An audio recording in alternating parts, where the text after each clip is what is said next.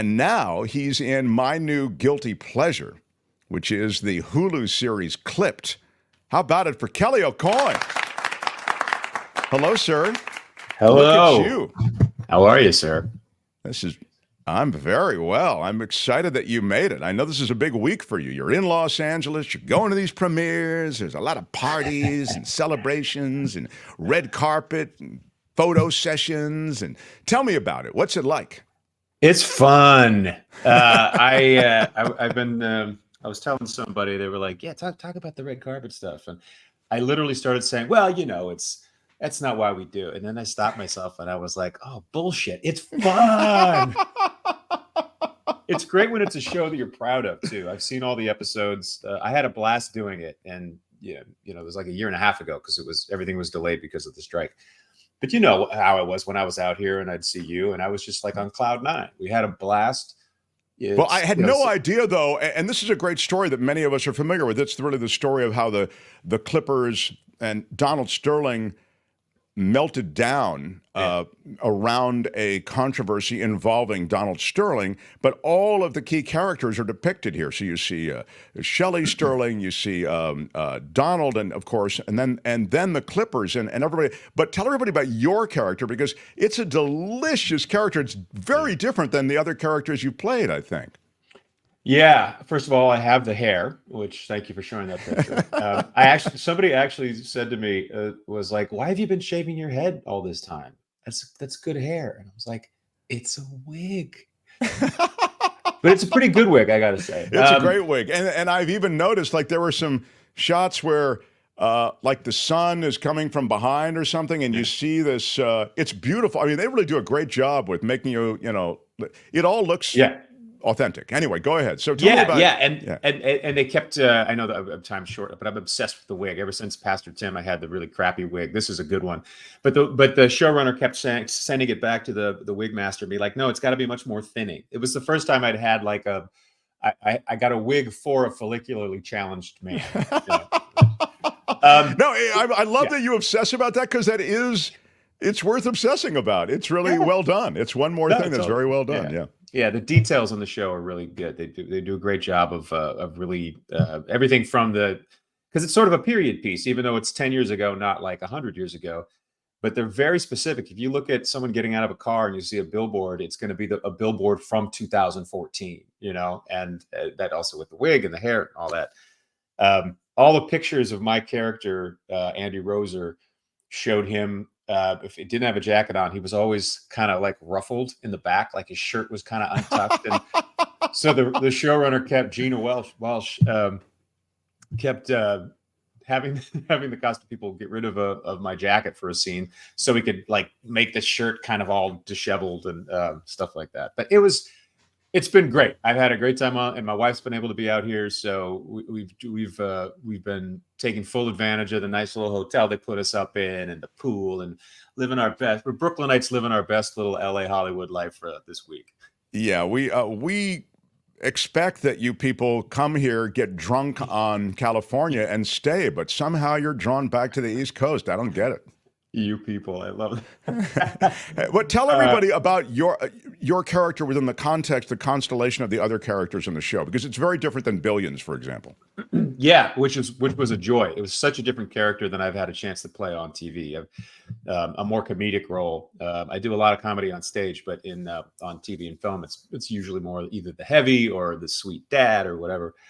This guy was the president of the team of the Clippers, essentially Donald Sterling's right-hand man, and privy to all the stuff, mostly bad, but good and bad. And he'd been with him for like 30 some years, right after school, right after he left college, he was plucked by Sterling, which probably is part of the reason why, at least in our interpretation of his actions, he was very enamored of the guy. Even to the extent the way I sort of saw it, even when it was like, oh my God, you just did a really fucking bad thing, but holy crap, how did you get away with that? You're amazing, kind of that. Well, I saw him. It's interesting, and now I'm just beginning the series. You've seen the whole thing, but I see you being also.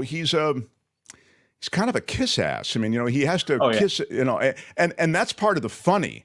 Like when you come in with some kiss ass comment or moment, it's really funny, and it can break up some, pretty intense stuff. Yeah, there's a lot of, I mean, obviously there's a lot of serious shit in the show, really well handled. But Gina made it clear early on that she also was like, "There's a lot of humor to be mined here, so don't shy away from it. We can pull you back." And she never pulled me back, which was fun. Yeah, he feels like the kind of guy who wants so badly to be a player. He wants so badly to be to get these people's approval, that he keeps inserting himself. There are some great scenes where he inserts himself into these conversations, and everything kind of just dies. And he's like, "Oh, okay, all right, but yeah, hey, what are we talking? No, okay." Exactly. Yeah, It's really fun. as others brush him off, it's terrific. You do a couple of things. I've always been fascinated by certain things that have to do with process. And Mhm. I was watching an episode, and you do something like with your hand. There's a gesture or something. I wish I could remember exactly what it was, but I Yeah. thought to myself, "Wow, what a great choice! It's so real. It's so authentic." And I wonder, are those kinds of things you do in the moment in multiple takes? Do you do that every time? Like I'm curious about process. Is that something the director says to you? "Hey, Kelly, try maybe before you when you're halting in your way, will you put up your hand and you go, whatever." It's so specific and it's so effective. I wonder if it's something that happens organically or if you plan it out in running it. I think it's all the things can all of those things can be true. In general, those things happen in the moment, especially if you are if you're prepared. You know your lines inside and out. You know what you're trying to accomplish in this scene, and you're therefore open enough to play ball with the other person, and you can vibe off of something different that this person's giving you in the moment, and that brings something slightly different out of you. The gestures and stuff, yeah, I'd be curious to know what you're talking about. But most of that just comes out of, in this character, Camp comes out of his own sort of nervousness or his eagerness to please. He's forward. There was a scene that was cut short where we're awkwardly in the locker room, and I leave after Shelley and Donald, and I'm just beaming like to the players, and I know they don't like him. I can see their faces, but it's like, hey, everything's right, and I'm just like this Yeah. to everybody. And there was an That, earlier cut where that was still in there, which made me laugh, but then they trimmed it. no, but that same attitude, I remember that scene is still there. I mean, Yeah. Andy just really is there as the right. It's wild to see and be reminded of how much clearly Donald Sterling and his crew, because he comes into the locker room with his family, and there's just no respect for. Well, there's no respect for much of anything. I mean, these Yeah. players who are out there, sweating their asses off and trying to win for him. And they've got Right. Doc Rivers, and they've got, this. And by the way, Fishburne is brilliant as Doc Rivers. He has He the is. kind of the way that Rivers speaks. Yeah, he does. He's great, and Ed O'Neill is freaking amazing. Jackie Weaver's amazing. Cleopatra Coleman is amazing. Um, yeah, there's definitely there was a plantation mentality, and I'm not the one who pegged it as such. The writers were talking about that, and even some of the players. Like when he, as an owner, which is this show was one of the first times I really recognized how potentially problematic that word is, that description is. But he saw his players and his coach as pieces of property that he literally owned. Not that he was the owner of the team and he was paying these guys. He owned, in his opinion, all these different pieces. Um, and yeah, that scene where he comes in with a bunch of season ticket holders, and some of these guys are in the shower naked, and he's going up to them. And he's like, "What's your wingspan?" He's feeling their muscles, and he's holding hands with them, and What? it's so awful. It's awful, and it all really happened. That's firsthand stories. The For those who don't know, the stuff that's also drawn out right away is Donald Sterling's relationship with this woman with whom he's having an affair right in front of his wife's nose. I mean, literally, she's sitting right next to Donald Sterling there at the Clippers games. Again, Clippers, there it is. So Donald Sterling, the billionaire owner of the Clippers, there's Shelley Sterling on his right, and then on his left is this woman, V, as she's referred to, who is the woman he's having an affair with. And they get right into it. I love that that is something that we get the blast of everything right away in the first episode. I love that. Yeah, I do too. And they pack a lot of stuff into each episode, and there's a lot of propulsion. There's an episode later on with some flashbacks that kind of slows things down a little bit and gives you a little context. And I like having that later on in the series because you're already invested. You've been at this breakneck pace for so long, and then they step back a little bit. You're like, by the way, this here, this here, this here, this is how we got to here, and then they're back full steam ahead for the final couple episodes. So now here's another process thing, and I just had this conversation last night with another actor because I'm always curious about this stuff. I think what you guys do is really hard because it's so real. I thought you were so real in The Holdovers. You were so real in Billions, a totally different kind of character, and I'm curious how you got this part. You have to audition. You have to bring that reality, that authenticity to a room which is not, there's no help. It's like it's just a kind of a rented space for a casting or something. A lot of the time anyway. I'm curious what this particular situation was. How did they find you, or was it just an audition, or you put yourself on tape, or what happened? Mm-hmm. This was a little different. Most auditions now, the casting room is almost completely a thing of the past. It was sort of trending that way before the pandemic, and then the pandemic kind of killed it. Casting directors realize, or I guess production houses realize that they don't have to spend as much money traveling to a room, so they don't have to be in a room with everybody. Casting people don't have to have an office anymore. So it's all self-tape. Sometimes when you get beyond a first round, they want to do chemistry reads. They put people in the same room to audition together. But anyway, this was an audition. What I like about being in the room, the old way of doing it, is that you have 2-3 takes. You're in a room with somebody. The casting person knows exactly what they think they want, what they're saying they want. They can give you adjustments. With self-tapes, you can do it a million times, but you don't really know what they want. And you can drive yourself crazy with it. So this sort of was the best of both worlds in a sense. It was a Zoom audition with the casting director who knew me from other projects, Alexa Fogel. And I was reading with her, and she taped it and sent it in. And this is 2 weeks after I was watching Winning Time and saying to my wife, when am I going to get my basketball show? Yeah, Winning Time is about the Lakers, right? Yeah. Right. And then I got it. I didn't have to do a callback. It was really nice. It happened really, really quickly. And Wow. the word I got was that a lot of people auditioning for it were acting like their take was the put upon guy, sort of a sad sack. And she liked the fact that I was like, yeah, oh, yes, I just ate some shit. And please, can I have another?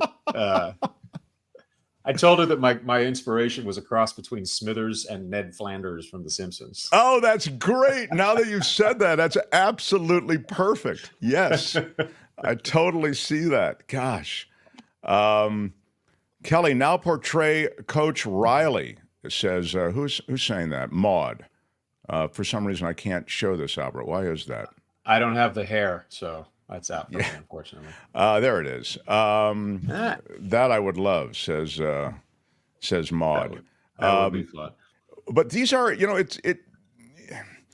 was going to say these are like super memorable projects you're part of. These are, Billions was truly kind of really one of those shows that had a massive following, and I think The Holdovers, of course, it was of course more than a massive following. It was nominated for all of these different, and you've talked about the fact that you didn't expect that you were even going to do The Holdovers. You weren't even excited about doing such a short scene or small part. Mm-hmm. And now this looks like, again, it'll have that same sort of, there you are in Billions, but it's wild that these things have found you. These are really exciting projects, Kelly. I feel very lucky, and regarding the holdovers, yeah, I'm sure I told you this before, but I had auditioned for a bigger part, and the feedback was good, but it went to somebody else, and they're like, "Would you look at this one?" And just on the page, cursory read, it just was like, oh, it's a page. It's not that long. It's not that much. Maybe I don't want to do it, but it was Alexander Payne, who is one of my favorite directors. And then Paul, and also maybe I could work with Paul because Paul Giamatti and I became friends on the Billion set. And Paul kept texting me. He's like, "Come on, come up. We'll hang out. It'll be fun." And that's a great example of you want, it may not have been a huge scene. It wasn't, but it may not have been a huge scene, but it was a quality project. And it was a director I love, working with good people on good material. It was like I'm glad I got out of my own way. I was overthinking it. And if I Well, it hadn't was been a also part of it, it's I would've also a key scene. It's not, there's not a lot, but there was a which key is what scene. and I think it wasn't until the playing of it and then seeing it that I realized what a key scene it was. But on the page, again, I was sort of just thinking about, not line count. I don't do that, but it was like, this is really small. I don't know. And Sure. then it was stupid. So, and thank God I did it, because it was a blast, and it's a fantastic movie. Glad to Yeah, be a I mean, small part of it.